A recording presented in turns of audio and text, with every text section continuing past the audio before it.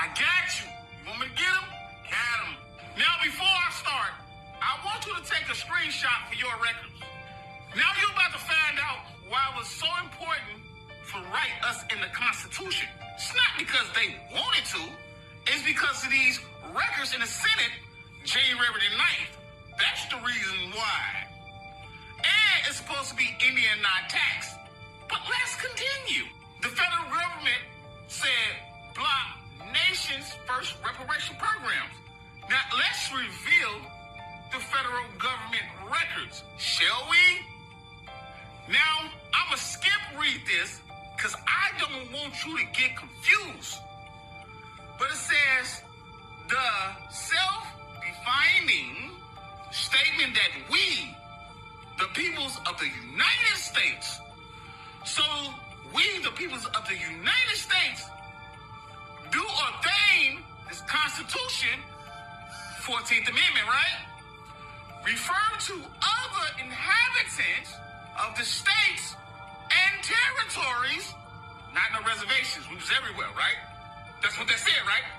All right, that's what that said, right? Okay, you with me? All right, come on now. Come on, let's preach, Getty.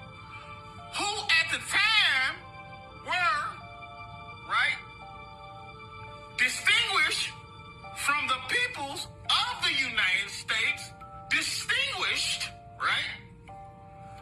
They were the Negro race, right, who were held in slavery. It did not say nothing about no 5 civilized tribes.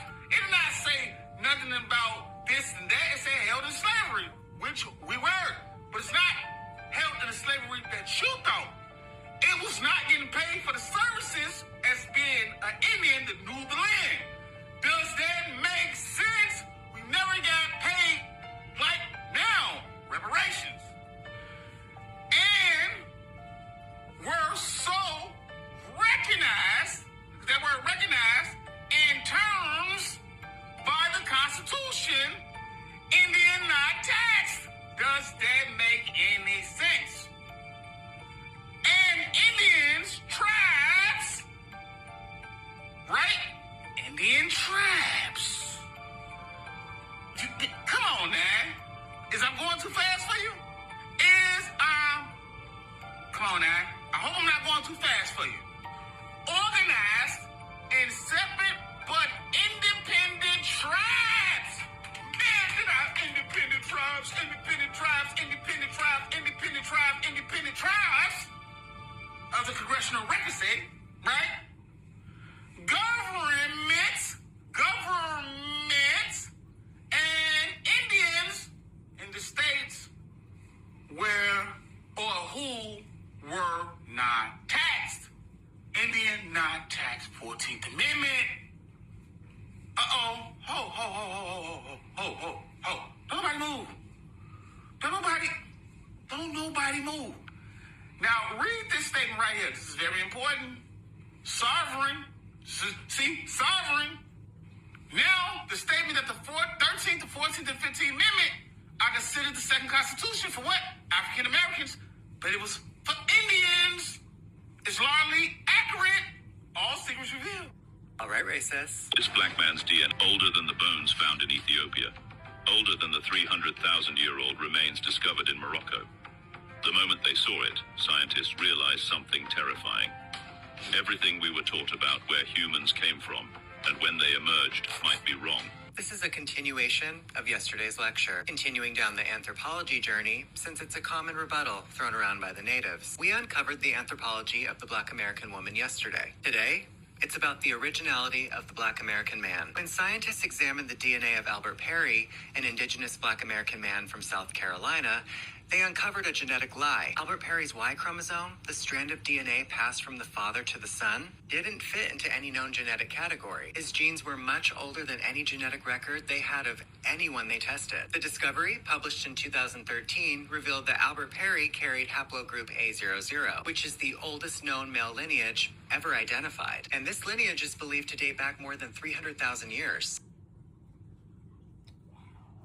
long before the appearance of Homo sapiens as we know them. In other words, this South Carolinian carried within him the oldest genetic signature of the human race. Albert Perry's genetic code forced science to acknowledge that human history is far more direct than the textbooks suggest. It also reaffirms what Black Americans have been saying. Black people, but namely Black Americans, are the start of life. While the Maxwells and the Rothschilds are paying idiots to tell everyone that Black Americans are from Africa, the more we look into South Carolina, the more we start to realize that may just be the location where American life began. There was such an effort into destroying the power of the indigenous people of the Carolinas, like the 1740 Negro Act of South Carolina, which criminalized literacy and erased distinctions between Negro, mulatto, and Indian. It was also the start of ownership and controlling every element of a person's life based on race. It happened long before this, but this was when it was codified into law. The hatred and the concerted effort to destroy the heritage and history of the Black Americans only proves that the Black experience is a living continuation of an ancient global lineage. Harry's Y chromosome reminds us all that human civilization did not begin in captivity.